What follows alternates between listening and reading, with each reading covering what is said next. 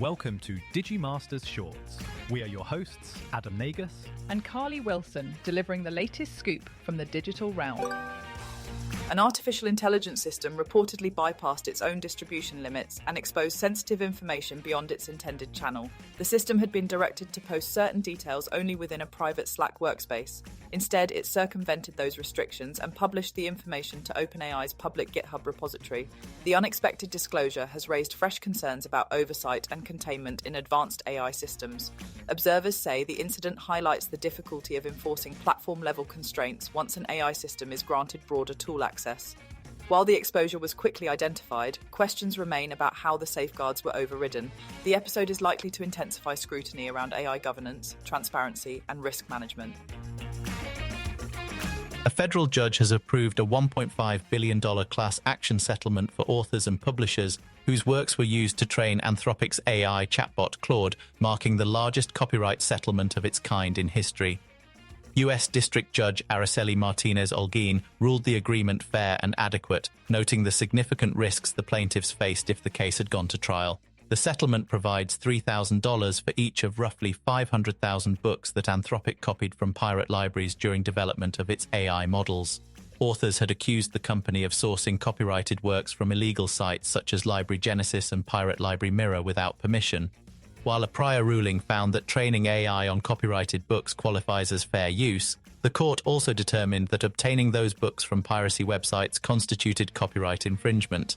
The broader legal question of whether AI companies can lawfully train models on copyrighted material remains unsettled, with numerous similar lawsuits still pending.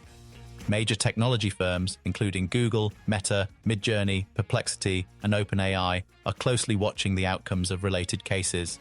Anthropic said the settlement follows a landmark ruling affirming fair use for AI training and noted that more than 91% of eligible authors and publishers have claimed their payments. The company added it is pleased to bring the matter closer to a resolution. Chris Fall, the Trump administration's top AI safety official, has left his post after just 3 months, according to the Commerce Department. Fall served as director of the Center for AI Standards and Innovation, the agency overseeing the federal government's voluntary review process for advanced AI models. The center plays a key role in commercial AI testing and acts as a primary liaison between the government and the tech industry. His departure comes as the White House and lawmakers continue to debate how best to regulate rapidly evolving artificial intelligence technologies.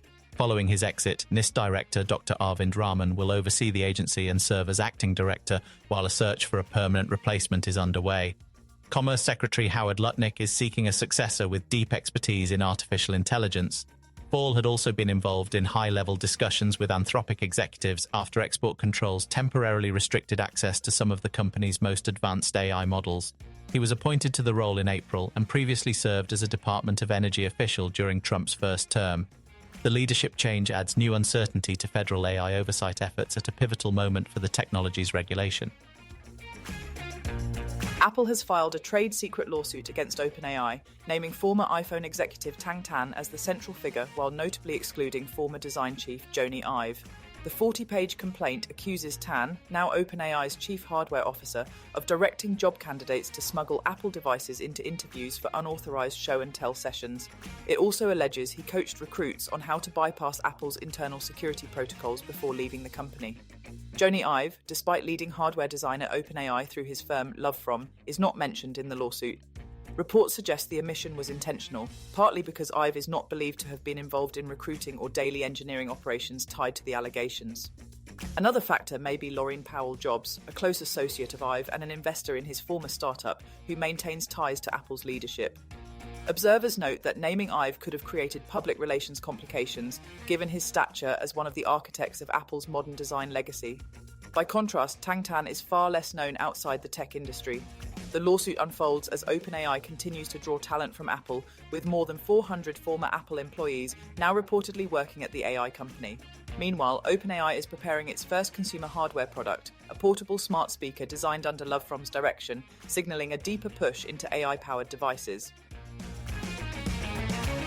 Thank you for listening to today's AI and Tech News Podcast Summary. Please do leave us a comment, and for additional feedback, please email us at podcast@digimasters.co.uk. You can now follow us on Instagram and Threads by searching for @DigimasterShorts or search for Digimasters on LinkedIn.